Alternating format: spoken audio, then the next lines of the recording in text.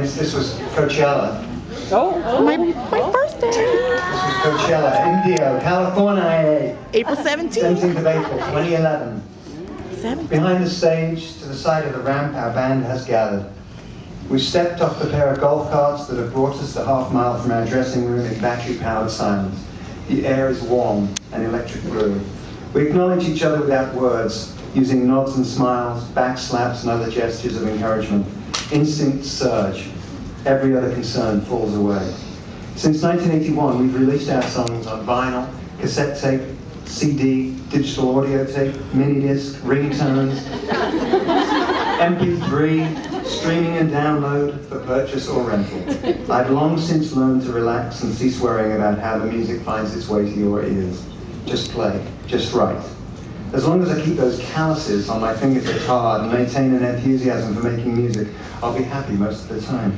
The addictions are still there, and keeping them at bay requires work, therapy, physical exercise, journaling, meeting up with other addicts in recovery many times each week.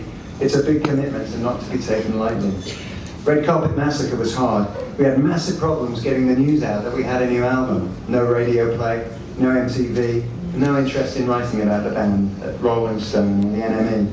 But by the time we released our most recent album, All You Need Is Now, things were different. The industry had learned to love iTunes. In December 2010, we released the album as an exclusive digital download. The album went to #1 on almost every iTunes chart around the world. It was one of the most thrilling moments I've had in 30 years of being in the music business. I could feel excitement around the band begin to build again. I joined Facebook and Twitter. I would not be smoking for very much longer. Social networking put our fans back in touch with us and put them back in touch with each other. Absolutely. By the time we began the All You Need Is Now tour, which tonight's performance at Coachella is a part of, excitement levels had reached fever pitch. We've come a long way together to get to this holy place, Coachella, and a lot has changed in the last 30 years. Cell phones, computers, SUVs, nose hair trimmers,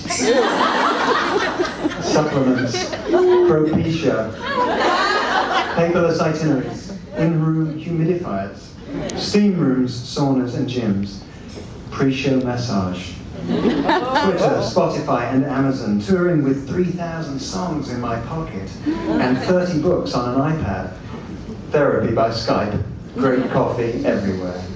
Another difference is out there, where there are just as many men as women in the audience tonight. At day's end, my job is to be a catalyst for connectivity, to help bring people closer together, men and women, boys and girls. That's what the music has done for me. What hasn't changed are the notes that run up and down the neck of the bass, and the feeling that hits you when one note rubs against another in a way that sets the hair up on the back of your neck, and the sound of the crowd, and the feeling of adrenaline that charges through my body when I hear it, holding that 4-string machine gun on stage less than 6 feet away from you.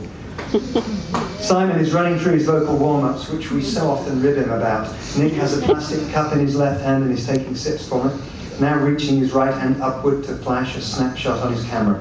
We all fiddle with our in-ear monitors, trying the volume, listening for interference. A photographer from Spin magazine wants to take a picture. We assemble reluctantly, everyone just wanting to get on with the show.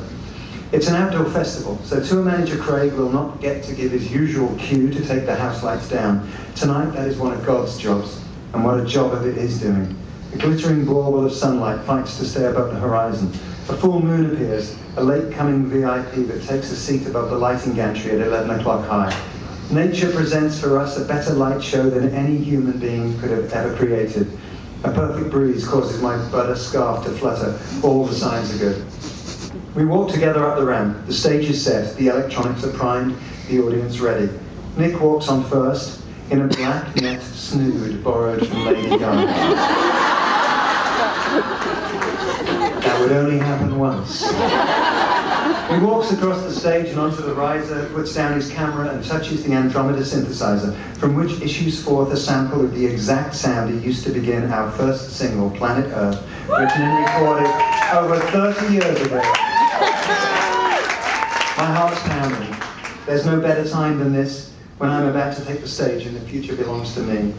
This is what the moment feels like as I walk out onto the stage one more time. Roger's drums kick in, an 8-bar count and I'm in with him, the galloping groove that started it all for me. 30,000 California kids, eyes and teeth smiling, cameras and cell phones popping. A million tiny seductions all at once, and the music never sounded better. Thank you.